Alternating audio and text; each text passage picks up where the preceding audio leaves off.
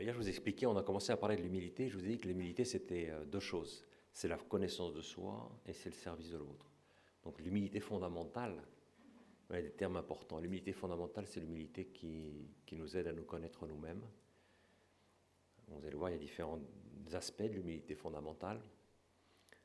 Tu as l'aspect de base qui est l'humilité que moi j'appelle métaphysique, qui est la conscience du fait que tu es un être créé.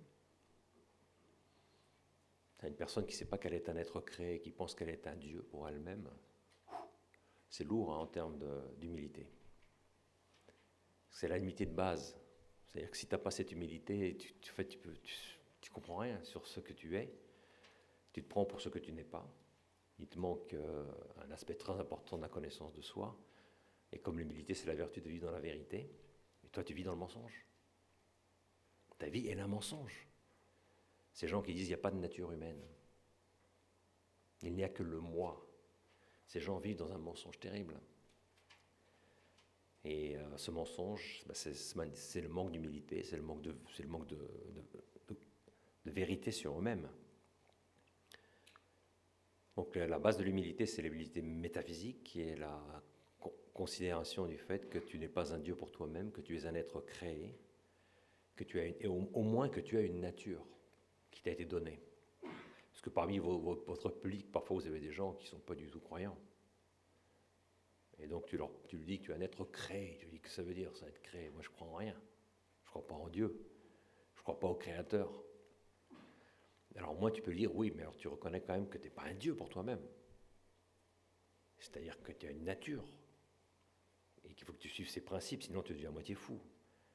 Si tu as envie de boire 3 bouteilles de vodka sans finir bourré, tu te rends compte que c'est impossible. Ça veut dire que tu as une nature, tu as des limitations, et que si tu ne les respectes pas, tu es bourré et tu vomis, même si tu n'as pas envie d'être bourré et de vomir. Mais tu as une nature.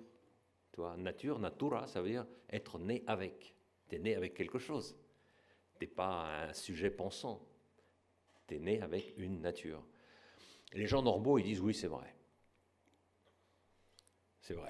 C'est vrai.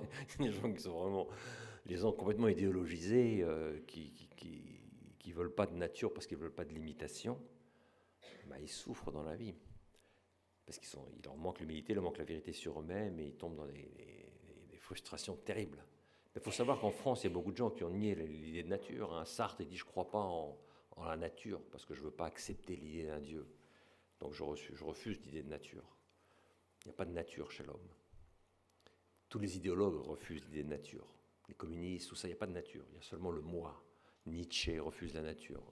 Donc il faut savoir qu'il y a dans l'ambiance, il y a toute cette idée, il y a toute une ambiance d'orgueil. Il y a une ambiance d'orgueil terrible, surtout dans la civilisation occidentale, qui est cet orgueil de dire il n'y a pas de nature. Et s'il n'y a pas de nature, tu vas souffrir parce qu'il y en a une. Et tu ne peux pas vivre dans la vérité.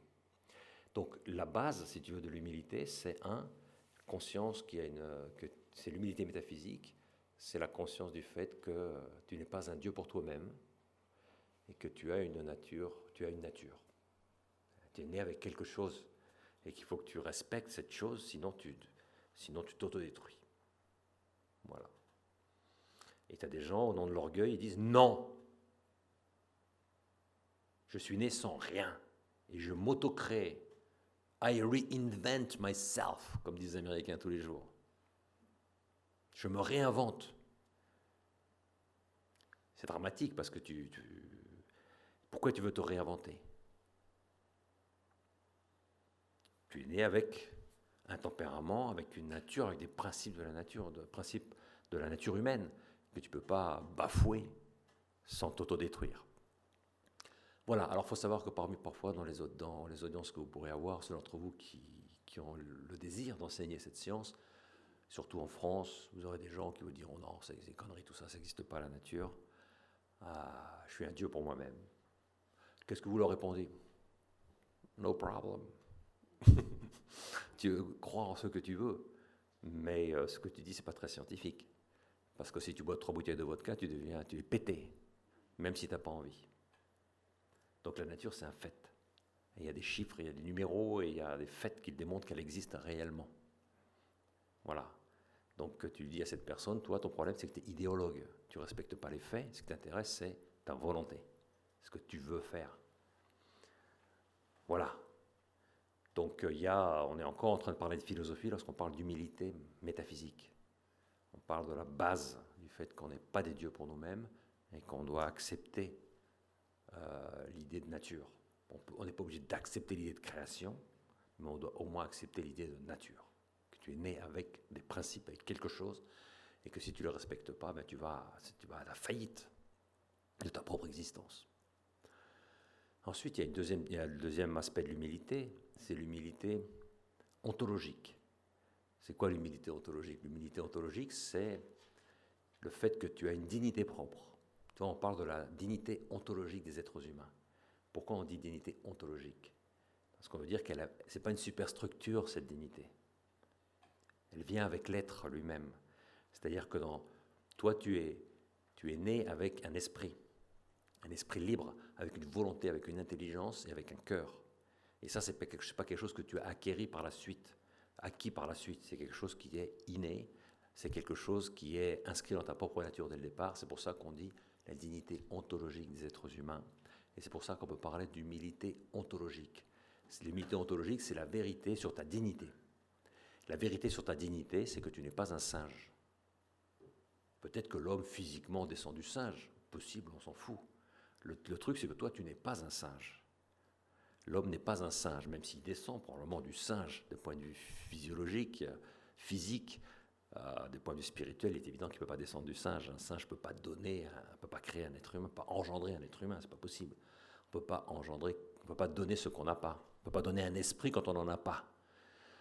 Donc on ne rentre pas dans les détails, mais tu expliques aux gens que quand même l'homme, ce n'est pas un singe, dans le sens où il a un esprit, il a un esprit rationnel, il a une raison, donc une intelligence rationnelle, il a une volonté libre, alors que le singe n'a pas de volonté libre, il a un instinct, il n'a pas d'esprit rationnel, il a une certaine connaissance, bien sûr, des choses qui l'entourent, une connaissance non pas abstraite, mais extrêmement concrète, et seulement du concret, mais il est incapable de s'abstraire de cette réalité.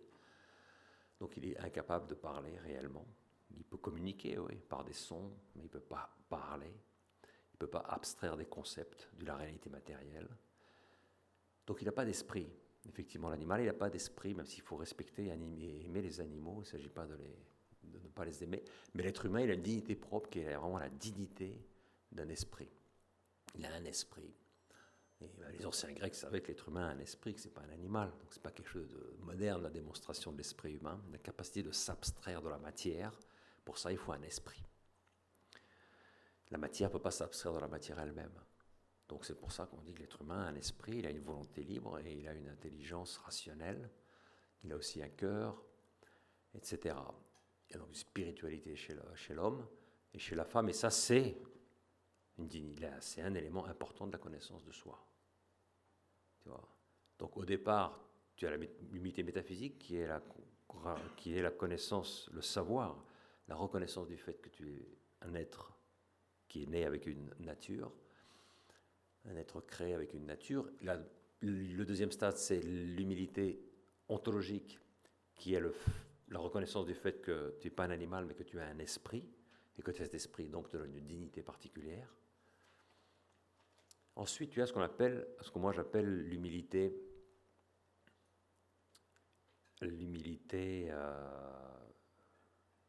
psychologique, qui est, ou plutôt l'humilité spirituelle, j'appelle ça l'humilité spirituelle, qui est la reconnaissance, l'acceptation du fait qu'il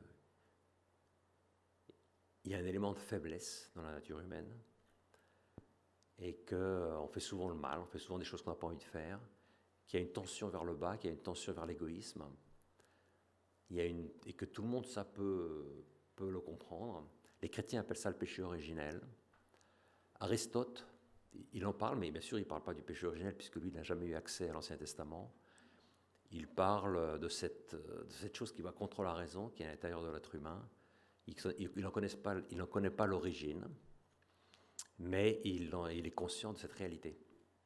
C'est pour ça qu'Aristote parlera beaucoup de la volonté.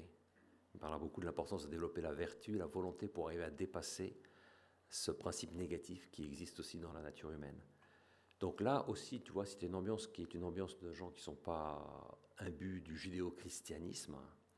Tu peux te limiter aux éléments de la philosophie des anciens Grecs. Parce que c'est des génies, les anciens Grecs. C'est des génies. C'est pour ça que la civilisation moderne les haït. C'est parce qu'ils ont démontré qu'on peut connaître par la raison énormément de choses sur l'être humain, même si on n'a pas la révélation. Et c'est pour ça que la civilisation antichrétienne haït ces types-là. Elle ne veut surtout pas qu'on en entende parler. Parce qu'ils ont démontré qu'effectivement, un peuple qui n'a rien à voir avec la tradition judéo-chrétienne a découvert des choses absolument incroyables sur la personne humaine et des choses qui sont tout à fait incroyablement compatibles avec le christianisme. Et c'est pour ça qu'on les déteste et qu'aujourd'hui, dans les écoles, on n'en veut plus enseigner le grec. L'idée est claire, hein. Il s'agit de détruire tout le patrimoine des anciens Grecs. C'est un patrimoine extraordinaire, il faut s'en servir beaucoup, surtout quand on enseigne le leadership vertueux et qu'on a des audiences qui sont de gens totalement sécularisés, pour qu'ils arrivent à comprendre que ce qu'on est en train de parler actuellement, c'est pas, fondamentalement, ce n'est pas des choses issues de la civilisation judéo-chrétienne. C'est des choses rationnelles qui ont été connues, qui ont été développées, qui ont été découvertes par des êtres extrêmement rationnels qui observaient la nature humaine et les hommes et les femmes en action. Et ça fait 3000 ans déjà. Hein. Donc, on n'est pas en train de raconter du blabla. D'où l'importance pour vous, et surtout les gens qui enseignent le leadership vertueux, faire un effort pour connaître un petit peu tous ces grands principes qu'ont découvert les anciens Grecs, parce qu'il faut y revenir constamment, surtout quand tu as une audience qui est une audience qui ne veut absolument pas entendre parler des principes de la tradition judéo-chrétienne. Vous voyez, alors quand tu as une audience chrétienne, tu peux t'élever un petit peu, tu peux en parler un peu plus de certaines choses. Par exemple, quand tu parles de la dignité ontologique de l'être humain, de quoi tu vas parler? De l'être humain, fils de Dieu, fille de Dieu. Ah, tu t'élèves là. Tu t'élèves. Tu ne peux pas avoir une dignité supérieure à celle-là, la dignité des fils de Dieu. Quand tu as une ambiance, une audience de personnes qui ne sont pas du tout un but de la justification judéo-chrétienne, mais tu leur parles de la spiritualité de l'âme humaine, tu leur parles de l'esprit humain. Et voilà, tu te limites à ça, mais ça suffit pour démontrer que l'être humain a une dignité particulière, impressionnante. Ce n'est pas un animal.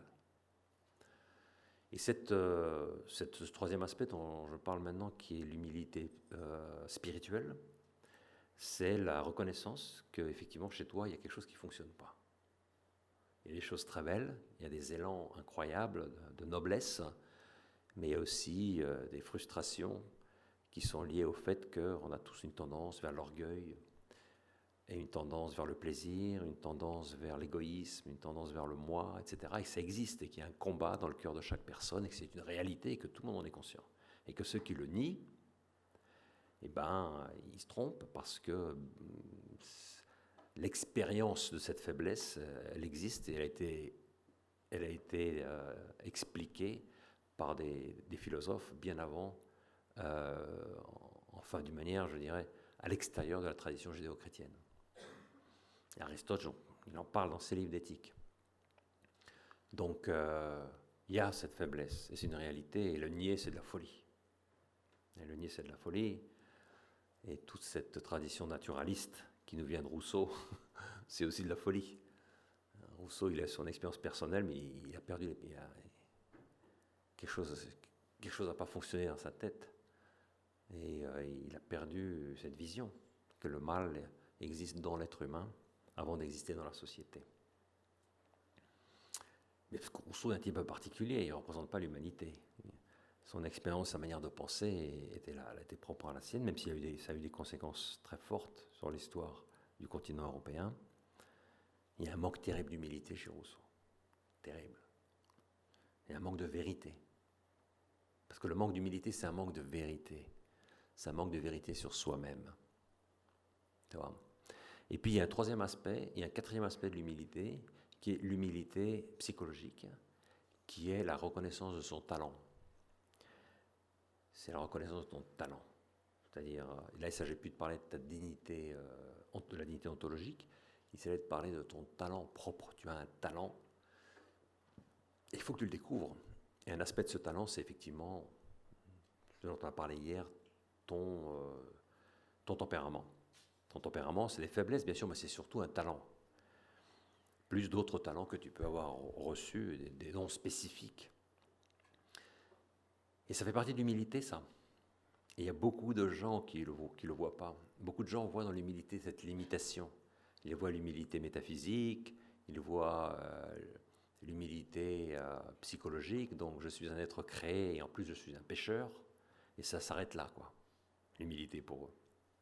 L'humilité, c'est le rabaissement pour ces gens. Il faut que je me rabaisse pour atteindre la vérité sur moi-même. En réalité, la vérité sur toi-même, c'est un rabaissement et c'est un rehaussement, parce qu'il s'agit aussi de découvrir ta dignité ontologique et ta dignité psychologique, c'est-à-dire cette humilité psychologique qui est la connaissance de ton talent propre. Si tu ne connais pas ton talent, tu n'es pas dans la vérité sur toi-même. Et ça, il faut le dire constamment aux gens. Hein. Arrête de me raconter des trucs sur ce que tu n'arrives pas à faire, tes fautes, tes difficultés, tes faiblesses, tes péchés. Ok, d'accord. Mais ça, c'est pas de l'humilité, ça. Il manque 50%. C'est une demi-vérité. Et comme toute demi-vérité, c'est un mensonge. Tout simplement, c'est un mensonge. Tu as aussi, chez toi, il y a une humilité ontologique et il y a une humilité psychologique que tu ne dois pas nier. Et donc, il faut que tu arrives à voir aussi bien ta misère, tes limitations, que ta grandeur et tes forces, toutes les choses qui t'ont été données. Tu dois être dans la vérité absolue sur toi-même. Le plus, c'est ce qui est positif, ce qui est négatif, ce qui est limitation, ce qui est force. Il faut que tu vois tout ça, sinon il n'y a pas d'humilité. Rappelez-vous toujours, hein, l'humilité, c'est l'humilité fondamentale, c'est l'habitude de vivre dans la vérité sur soi-même. Rappelez-vous ça, la vérité sur soi-même. Toujours ça.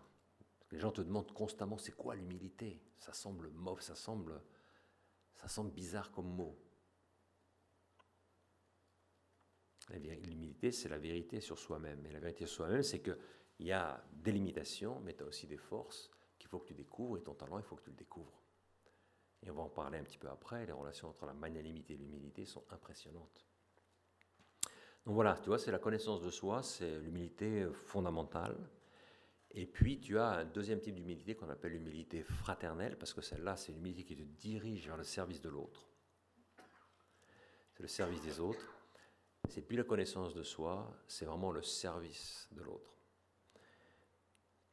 Et c'est en ce sens, hier je dis que le leadership c'est magnanimité et humilité, donc c'est effectivement grandeur, vision de ses talents, de ses capacités, et c'est en même temps service de l'autre. Et donc pour être un leader, il faut effectivement pratiquer l'humilité en tant que service de l'autre. Et là, le service de l'autre, ce n'est pas un désir, c'est un habitus. Ça, c'est important, ça. Le service, c'est une vertu. C'est la vertu d'humilité. Il y a beaucoup de gens, ils pensent que c'est le désir, mon cœur. C'est pas, non, c'est l'habitude. C'est-à-dire que ta volonté est engagée dans ton service. Il faut que tu apprennes à servir l'autre. C'est pas facile. Il faut apprendre. On va voir ce que ça signifie. Alors, si tu regardes du point de vue des tempéraments, qu'est-ce que tu vois? Alors, qui vous avez à gauche? Bon, vous ne le connaissez pas forcément. C'est peut-être le plus grand soldat de l'histoire russe, qui s'appelait Souvorov.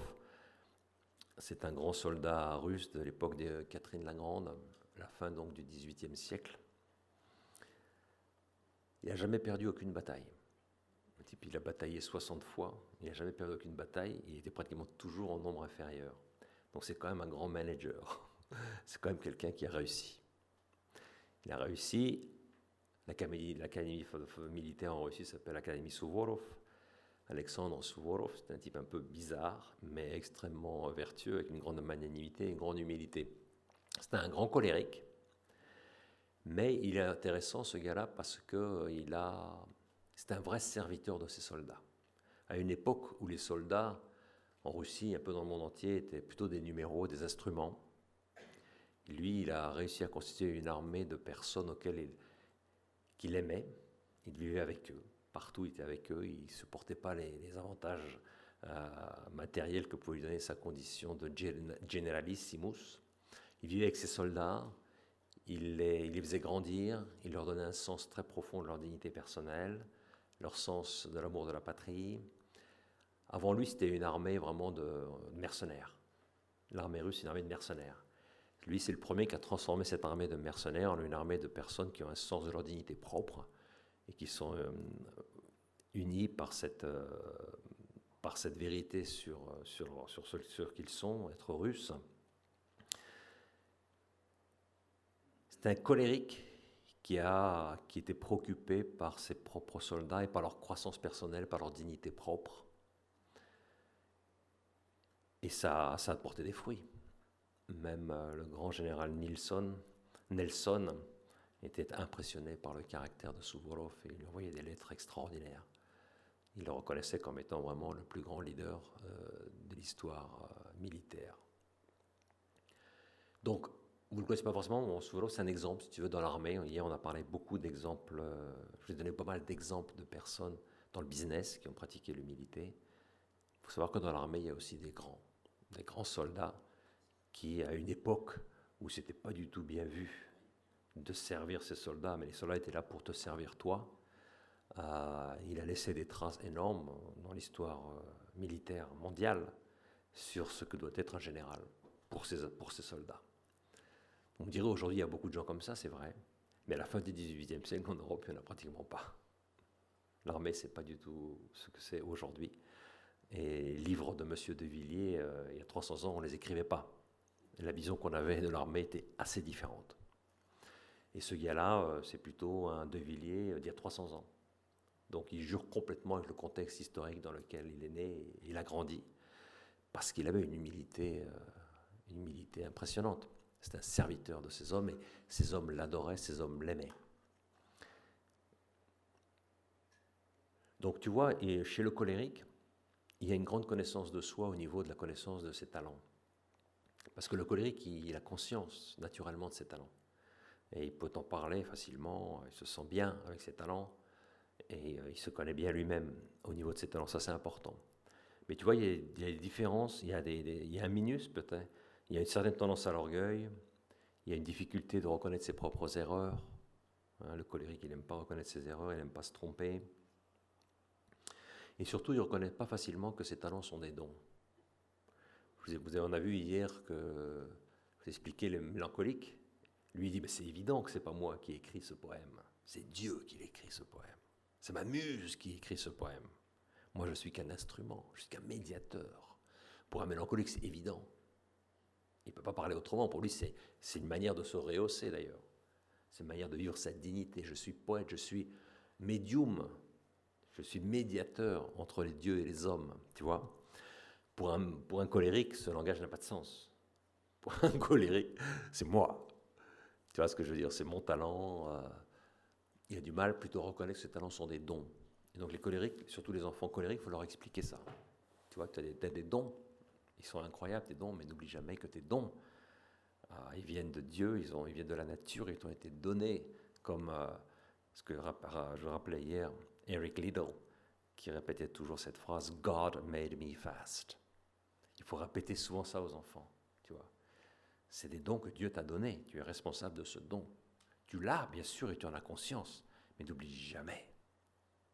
C'est pas toi qui l'as créé, c'est pas le fruit de ton activité. Bien sûr, tu peux le développer, ce talent, par ton activité personnelle, mais à l'origine de ce don, c'est un don, c'est-à-dire qu'il t'a été donné de l'extérieur, et tu dois comprendre que si tu perds les pédales, là, si tu oublies que c'est un don, tu vas tomber dans l'orgueil, et tomber dans l'orgueil, c'est tomber dans l'erreur, et c'est tomber dans le mensonge. L'orgueil, ce qui est terrible dans l'orgueil, c'est que c'est un mensonge. Tu vois, on ne dit pas à un type orgueilleux, t'es orgueilleux. Ça ne marche pas, ça. Il faut lui dire, t'es dans le mensonge, sur toi-même. Ça peut peut-être le faire réfléchir. Tu vis dans le mensonge à propos de toi-même. C'est une erreur, c'est un mensonge, c'est une cécité, c'est un aveuglement, l'orgueil. C'est surtout ça, avant d'être autre chose. Alors tu vois, le colérique, il a du mal à servir les autres, et ça on en a parlé, il a du mal à vivre la responsabilisation, il a une tendance à la dictature, à mépriser aussi ceux qui ont moins d'énergie que lui. colérique, il est impatient avec les flegmatiques. Il est impatient avec les mélancoliques. Il pense toujours qu'il faudrait leur donner des coups de pied dans les fesses. Ça, c'est le truc qu'il pense, hein, même s'il ne le dit pas. Celui-là, il faut lui donner un coup de pied dans les fesses. C'est typique des colériques. Il pense ça. Biologiquement, il le pense. Alors, s'il a du caractère, s'il a développé l'humilité, il va se corriger un petit peu. Il va se dire, mais non, il est différent de moi. Moi, j'ai des tensions. Lui, il a des tensions qui sont très différentes. Et donc, ce n'est pas des coups de pied dans les fesses dont il a besoin. Seulement, il faut que je respecte son rythme, sa manière de penser, sa manière d'agir. Il faut que je l'encourage, etc. Tu vois, dans la direction des hommes, il lui coûte de pratiquer la responsabilisation. Donc l'inclusion, empowerment, tout ça, ça lui coûte beaucoup. On l'a vu hier, donc une personne qui est colérique, qu'est-ce qu'elle doit faire? Hier, je vous rappelais Herb Kelleher de Southwest Airlines. Lui, c'est un colérique.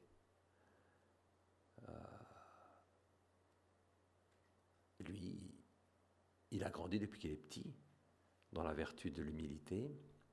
Il est devenu serviteur de ces personnes. Il a pratiqué la responsabilisation. Don't abuse my people. Vous vous souvenez ce qu'il disait? Don't abuse my people. Fly with another company. Il choisissait vraiment ses personnes. Il les servait. Il a développé la vertu d'humilité sur la base d'un tempérament colérique. Et je suis sûr que vous connaissez beaucoup de colériques qui ont grandi, qui ont une spiritualité profonde et qui se rappellent tout le temps que les personnes sont plus importantes que les choses. Mais le colérique, il doit se rappeler ça tout le temps. C'est-à-dire qu'il ne faut pas penser que c'est quelque chose d'acquis. Parce que ton tempérament, il est là toujours. Tu meurs avec ton tempérament. Donc ta première réaction va toujours être les choses. Si tu es colérique, ta première réaction sera toujours le résultat matériel. Il ne faut pas avoir peur. C'est normal. Tu as un tempérament biologique et c'est normal que tu aies une première réaction qui ne soit pas nécessairement ce que tu vas faire. Mais ta première réaction, tu ne dois pas en avoir peur. Ça ne veut pas dire que je suis un type malsain. Moi, ce qui m'intéresse, c'est les résultats matériels. Non, c'est normal. C'est ton tempérament, c'est la première réaction qui te vient, c'est la première réaction de ton métabolisme. Voilà, ok. Je veux des résultats. Et je vais faire le nécessaire pour qu'on obtienne des résultats. Je sais le chemin, le know-how. On va mettre en marche tous les instruments dont on peut se servir pour obtenir ces résultats. Ça, c'est tout ce qui vient en même temps dans la tête du colérique dans sa première réaction. Et sa deuxième réaction va être une réaction d'humilité, qui va être de dire, attention, les personnes sont plus importantes que les choses, donc la manière dont on va obtenir ces résultats est aussi très importante. Ce n'est pas le résultat pour le résultat, ça doit être la croissance des personnes comme priorité. Et donc, si on fixe des résultats matériels, se dire le résultat, ce n'est pas une fin en soi. La fin en soi, c'est les personnes qui obtiennent ces résultats.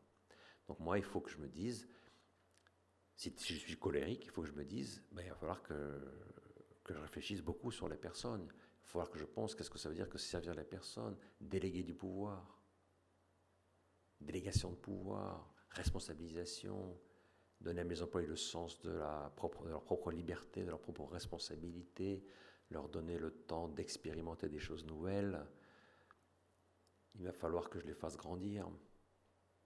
Par exemple, tu es colérique. Tu te dis, comment est-ce que je fais grandir les personnes? Comment est-ce que je fais des êtres humains une priorité dans mon entreprise ou même dans ma famille? Tu dis, par exemple, la délégation de pouvoir. Pensez seulement à la délégation de pouvoir. C'est quelque chose d'absolument incroyable. Quand tu délègues du pouvoir, tu pratiques toutes les vertus.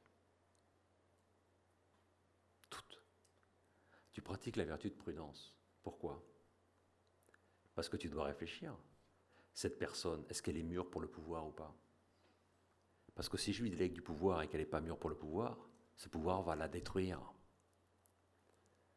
Et donc il faut que tu pratiques la prudence pour identifier quelles sont les personnes dans ton entourage, que ce soit parmi tes enfants ou parmi tes employés, des personnes qui ont la maturité pour exercer le pouvoir. Parce que si elles ont la maturité, ça va leur faire du bien d'exercer le pouvoir. Si elles n'ont pas la maturité, ça va leur faire du mal. On dit souvent, on répète souvent cette phrase de Lord Acton, qui est le pouvoir corrompt et le pouvoir absolu corrompt absolument. En réalité, ce n'est pas du tout vrai. Le pouvoir corrompt les gens qui sont immatures. Mais les gens qui sont mûrs, le pouvoir les fait grandir. C'est ça le truc. Parce que le pouvoir, c'est l'expérimentation. Tu prends des décisions, tu prends plein de décisions, tu peux développer plein de vertus quand tu as du pouvoir et que tu es mûr pour le pouvoir. C'est pour ça que cette phrase de Lord Acton, elle est assez négative en fait. Elle concerne les gens qui ne sont pas mûrs. Et on nous dit, fais attention, il n'est pas mûr pour le pouvoir, ces gars-là, il ne faut donc pas lui en donner parce que le pouvoir va l'autodétruire. Il va le détruire lui-même et il va nous détruire nous-mêmes par la même occasion. Parce que lui, il va se servir, quoi. Donc il faut penser non, il y a des gens, le mûr, le pouvoir les fait grandir. Thomas More, le pouvoir l'a fait grandir. C'est évident, l'exercice du pouvoir en tant que chancelier d'Angleterre, du royaume d'Angleterre, Thomas More, il a pris plein de décisions dans sa vie et ces décisions l'ont fait grandir. Les bonnes décisions que tu prends te font grandir. Tu comprends donc cette idée que le pouvoir absolu corrompt absolument? Non, le pouvoir ne corrompt pas. Tout ce qui te corrompt, c'est lorsque toi, tu n'es pas mûr pour l'exercice du pouvoir. Donc la prudence, c'est la première vertu que tu mets en pratique quand tu pratiques la délégation de pouvoir. Il s'agit d'identifier les personnes auxquelles tu peux déléguer du pouvoir et les personnes auxquelles on ne doit pas déléguer de pouvoir, parce que ça va leur faire du mal à eux et à nous. Ensuite, tu pratiques la vertu de courage, parce que tu prends un risque quand tu délègues. Donc c'est l'audace. Tu dis, je délègue, mais je ne suis pas du tout sûr que lui, il va réussir à le faire. Moi, par aucun problème. Ce truc-là, je le fais facilement et j'aime le faire en plus. Je vais déléguer. Je prends un risque. Je ne sais pas s'il va réussir à le faire. Mais c'est par principe que je délègue pour faire grandir cette personne. Si un jour quelqu'un vient te voir, toi qui es colérique, et que tu es chef d'entreprise, et on vient te dire pourquoi tu délègues du pouvoir, et que tu réponds, je délègue du pouvoir parce que j'ai pas le temps de tout faire. 0 au niveau leadership. Mais alors 0, ça c'est du pure management. J'ai pas le temps de tout faire, donc faut que les autres fassent le boulot, quoi. Ça s'appelle ça du management. Mais si toi tu réponds, je délègue, parce que c'est pour moi une question de principe. Il faut déléguer aux personnes qui sont mûres pour les faire grandir, pour les éduquer, pour leur donner le sens de la liberté, de la responsabilité, et les aider à devenir des êtres créatifs, donc à les faire grandir. Ça, c'est du leadership. Donc, une personne qui se respecte et qui pratique le leadership, jamais ne dira « je délègue parce que je n'ai pas le temps ». Jamais. Parce que quand tu as le temps, tu délègues aussi. Le colérique, il aime faire les choses. Il aime l'action. Et il pense toujours qu'il fait les choses mieux que les autres. Et donc il pense, pourquoi est-ce que je vais déléguer si moi je peux le faire et que j'aime le faire et qu'en plus je le fais mieux que tout le monde. Et à le colérique, il faut lui dire, ouais, mais c'est justement pour ça qu'il faut que tu délègues maintenant. C'est parce qu'il faut que ces autres personnes, elles aussi, grandissent et deviennent des leaders comme toi. C'est pas quelque chose d'évident, mais c'est quelque chose d'absolument nécessaire dans le leadership. Il faut comprendre pourquoi tu délègues. Donc tu pratiques la vertu, tu vois, d'audacité. Tu pratiques la vertu de justice parce que tu donnes à chacun son dû. C'est-à-dire que si une personne est mûre pour recevoir de la délégation de pouvoir, eh ben c'est juste de lui déléguer du pouvoir. Parce qu'on a vu hier, la justice, c'est aussi l'amour de l'autre. Et que l'amour de l'autre suppose que c'est le respect de la dignité de l'autre. C'est encourager la personne à devenir meilleure. Donc la justice exige que tu délègues à ceux qui sont mûrs pour la délégation. Donc tu vois, tu pratiques la justice en déléguant. En plus, tu pratiques la maîtrise de soi. Pourquoi ? Parce que quand il s'agit de questions importantes et que tu délègues du pouvoir à quelqu'un d'autre, il est normal qu'il y ait des moments de peur. Il y a des moments d'émotion importantes parce qu'il y a ce risque toujours vers lequel tu vas. Est-ce que cette personne est vraiment capable de faire ce que je vais lui demander? D'obtenir ce résultat vers lequel on tend, ce qu'on attend d'elle. Donc il faut pratiquer la maîtrise de soi aussi pour pas être derrière cette personne toutes les 5 minutes. Parce que déléguer du pouvoir, c'est pas la même chose que déléguer des instructions. Déléguer des instructions, c'est quand tu dis à la personne « fais ça, ça, ça, ça et ça », et comme ça, on obtiendra ça. Ça, c'est pas de la délégation, ça. Vous êtes d'accord avec moi? La délégation, c'est quand tu dis à la personne « voilà ce qu'on attend de toi, tu fais ce que tu veux. » Pour y arriver, il te donne la liberté de réflexion sur les moyens à mettre en pratique pour obtenir ce résultat. Mais si toi, tu imposes les moyens à mettre en pratique pour obtenir ce résultat à cette personne auquel tu délègues du pouvoir, c'est plus de la délégation de pouvoir, ça. C'est même plus de la délégation. Tu vois? Et donc, il est normal, quand tu délègues réellement, que tu aies certaines peurs. Certaines peurs. Parce que tu sais parfaitement que la personne auquel tu délègues du pouvoir, elle va elle-même décider des moyens à mettre en pratique pour obtenir ce résultat. Mais tu la fais grandir, hein, tu la responsabilises. Hein. Tu pratiques la magnanimité quand tu délègues du pouvoir parce que tu aides la personne à grandir. Tu veux qu'elle grandisse, c'est l'objectif en fait de ça. Et tu pratiques l'humilité parce que tu la sers. Grandir en faisant grandir les autres. Donc tu vois, c'est impressionnant. Hein. Dans la délégation de pouvoir, tu pratiques les 6 vertus dont nous sommes en train de parler, inconsciemment. Donc voilà, les colériques, il faut qu'ils se disent, ouais, moi j'aime bien faire les choses, pourquoi est-ce que je vais déléguer? Ben oui, je délègue parce que j'aime les gens, parce que j'aime mes employés, parce que j'aime mes enfants, parce que j'ai envie de les servir, j'ai envie de les faire grandir. Et ça, c'est vraiment du leadership. Je délègue parce que je suis un leader. Voilà. J'éduque. Educere.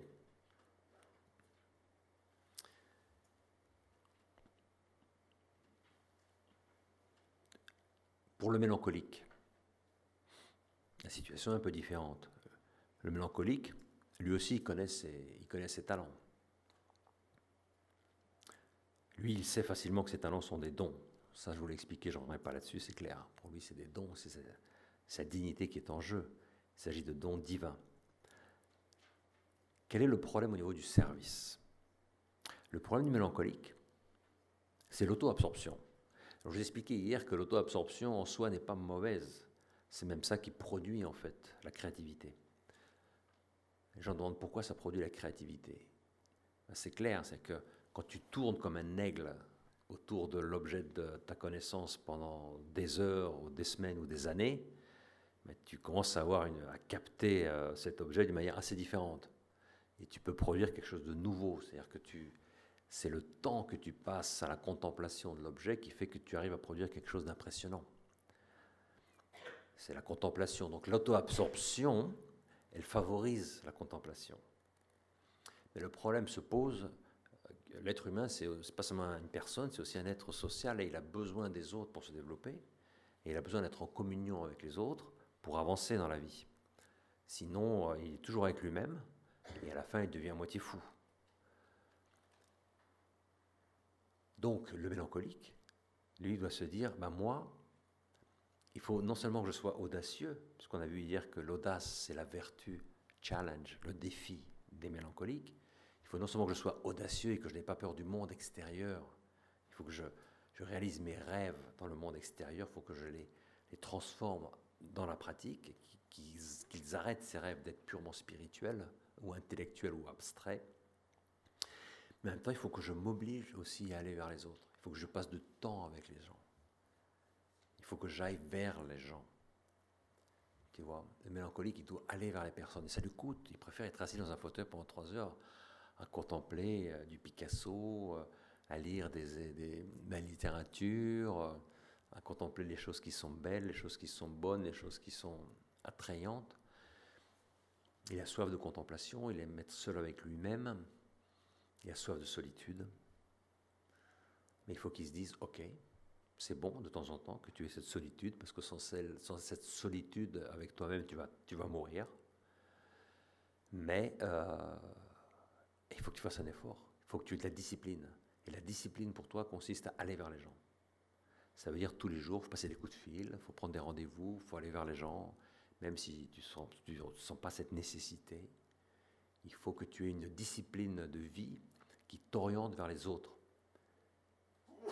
Et c'est pour un mélancolique, c'est pas facile. Pour un sanguin, c'est tellement évident qu'il n'a même pas besoin de faire de discipline, lui. La discipline va être opposée chez le sanguin. Il va falloir qu'il trouve des moments de solitude pendant la journée. Et ça va lui coûter. Le mélancolique, c'est l'inverse. Il faut qu'il sorte de sa solitude. Il faut qu'il sorte de sa solitude pour qu'il aille vers les autres, pour pouvoir vraiment les servir. Pour communiquer, pour partager avec les autres les grandes choses qu'il a dans son cœur et dans son esprit. Il faut qu'il les partage. Et pour ça, il faut qu'il fasse un effort de volonté. Et c'est de cette manière qu'il va développer la vertu d'humilité. Vous voyez, le mélancolique, le service, c'est aller vers les gens, passer du temps avec les gens, même si les gens t'emmerdent. Même si les gens t'emmerdent. Ça, le mélancolique, il faut lui dire, oui, les gens t'emmerdent, c'est vrai. Ils ne parlent pas forcément des sujets auxquels tu rêves, etc. Mais passe du temps avec eux. Apprends à aimer ce qu'ils aiment. Apprends à être à leur niveau, même si toi, tu planes. Ok, apprends à descendre au niveau de la blague du sanguin. Ok, qui vient de faire une photo de ses chaussures qu'il vient d'acheter et qui vient d'envoyer à tous ses amis avec son iPod ou son iPhone. D'accord, ben rigole de ses chaussures. Apprends à rigoler aussi des chaussures des gens, même si toi, ça ne te fait pas rigoler naturellement. Donc il faut que le mélancolique, il faut qu'il apprenne ça. Il faut qu'il apprenne à sortir un peu de lui-même, sortir du sérieux, je veux dire, de sa vie intérieure, pour aller s'amuser un peu avec les gens et passer du temps avec les gens et se mettre au niveau des personnes qu'il sert. C'était Lincoln qu'on avait à gauche. Lincoln, c'est un... Où est-ce qu'il est là, Lincoln, oui. Lincoln, c'était pas un colérique, c'était fondamentalement un mélancolique. Mais un mélancolique humble, un mélancolique qui savait parfaitement ce qu'il faisait et qui vraiment servait les personnes.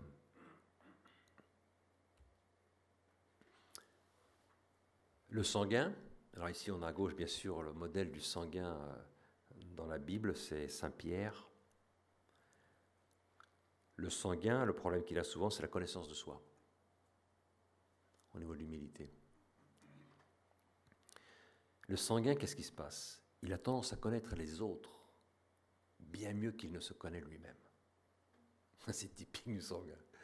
Il y a une certaine difficulté à se connaître lui-même, mais par contre, les autres, il les aime et il les connaît bien. Il sait comment interagir avec chaque personne. Il sait ce qui va te faire rire, il sait ce qui va te faire de la peine, parce qu'il vit de ça. Il vit de la communion avec les autres. Et donc, il est toujours intéressé par la psychologie. Les sanguins, c'est des grands spécialistes de psycho.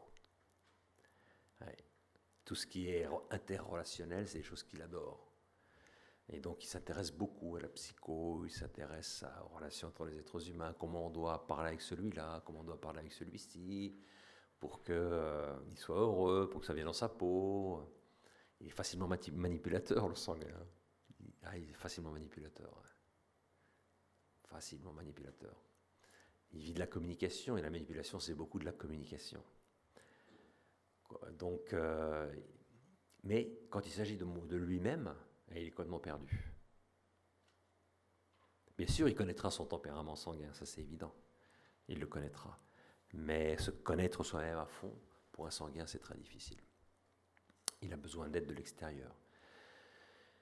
Au niveau du service, comme il est orienté vers la communication, il est évident qu'il est toujours disposé à servir. Toujours disposé, toujours souriant. Tu vas lui demander un service, il sera toujours partant. No problem, of course I'll do it. Je suis là pour toi, mon Alex, no problem. Une grosse accolade et on avance. Quel est le problème? Le problème, c'est qu'au bout de 5 minutes, il a disparu. Au bout de 5 minutes, il a disparu. Voilà, il a commencé le truc, puis il a disparu parce qu'un autre l'a appelé au téléphone, a besoin de lui, il est parti. Donc, il va se passer avec le sanguin qui n'a pas de caractère. il y a ce manque d'endurance dont on a parlé hier, qui bloque tout, qui bloque tout. Donc si il développe l'endurance, il va être humble, il va pouvoir servir. Mais tu ne peux pas servir les gens si tu peux servir seulement pendant 5 minutes. C'est pas possible. Si chaque jour tu as un projet nouveau de service, ça ne fonctionne pas comme ça la vie. Il faut s'engager à long terme. Le sanguin, il a des difficultés à pratiquer la loyauté. Tout ce qui est la patience, la loyauté, la fidélité, toutes ces vertus qui sont liées au temps, l'endurance, patience, loyauté, fidélité, pour un sanguin, c'est dur. Parce que c'est des choses qui sont testées par le temps. Et le temps lui coûte. Il aime le moment présent, le maintenant. Donc pour un sanguin, sa vie va constituer fondamentalement, le développement de sa personnalité va constituer à développer cette endurance. Et je vous le répète, s'il pratique l'endurance, s'il devient endurant, il pratiquera l'humilité comme service sans aucune difficulté. Mais tant qu'il n'a pas l'endurance, il ne pourra pas être humble. Donc vraiment, la pierre de touche, on peut dire, pour le sanguin, c'est l'endurance. Alors on a pris Saint-Pierre, mais c'est évident, Saint-Pierre c'est le modèle du gars qui dit et qui ne fait pas. C'est le modèle du type qui dit « no problem, I work it out », et après 5 minutes, il est complètement effondré et il n'a rien pu faire. C'est le gars spontané, mais qui parle beaucoup, qui dit des belles choses, mais qui n'arrive pas à les mettre en pratique. Sanguin. Ici à gauche, vous avez Darwin Smith. Donc Darwin Smith, c'est ce flegmatique, ce grand flegmatique qui est à l'origine de la grande transformation dans les années 80 de l'entreprise Kimberly-Clark aux États-Unis. C'est un flegmatique. Je vous ai parlé de son histoire, j'ai raconté son histoire hier, je ne vais pas revenir dessus. Les flegmatiques, le problème qu'ils ont habituellement, c'est au niveau de la connaissance de soi, c'est qu'ils ne connaissent pas leur talent. Ils ont du mal à saisir leur talent. Ils n'apprécient pas leur talent. Ils ont tendance à se sous-estimer. Et très souvent, ils ont des grands talents. Toi, Smith, il avait un très grand talent. Et il a appris à le découvrir, à le multiplier et à être un très grand serviteur. Et Smith était un très grand serviteur de son entreprise puisqu'il a fait grandir tous ses employés. Il les a fait grandir parce que pendant ces 3 années de lutte pour arriver à rentrer sur le marché des monstres du papier de haute consommation, il a fallu être créatif, il a fallu avancer. Et ses employés ont travaillé, ils ont travaillé comme des bêtes, ou plutôt comme des êtres humains à part entière. Tu vois, il n'a pas utilisé ces personnes, il n'a pas utilisé ses talents, il a appris à utiliser ses talents, notre ami Smith. Donc voilà, les flegmatiques, l'humilité en tant que service peut leur coûter, parce que pour servir les personnes, il faut les servir avec magnanimité, il faut les servir avec tes propres talents. Et si tu n'es pas conscient de tes talents, comment vas-tu servir les autres ? Il y a beaucoup de gens qui viennent vers toi, qui te disent « Alex, j'aimerais bien servir la cause ». Et alors tu leur demandes « servir avec quoi ?» Je ne sais pas. Je ne sais pas. Et les gens ne se connaissent même pas eux-mêmes. Donc ils veulent servir, mais servir quoi ? Comment tu veux servir ? Qu'est-ce que tu peux faire ? Qu'est-ce que tu sais faire ? Quel est ton talent ? Quelle est ta spécificité ? En quoi tu peux nous aider ? Beaucoup de gens n'ont aucune idée. Ils pensent que servir, c'est un acte du cœur. Je suis là pour servir. Mais non, le vrai service, c'est un service intelligent dans lequel la personne a conscience de ses talents et elle veut les mettre au service du bien commun. Et elle sait parfaitement quels sont les talents qu'elle a. Sinon, de quel service on parle ?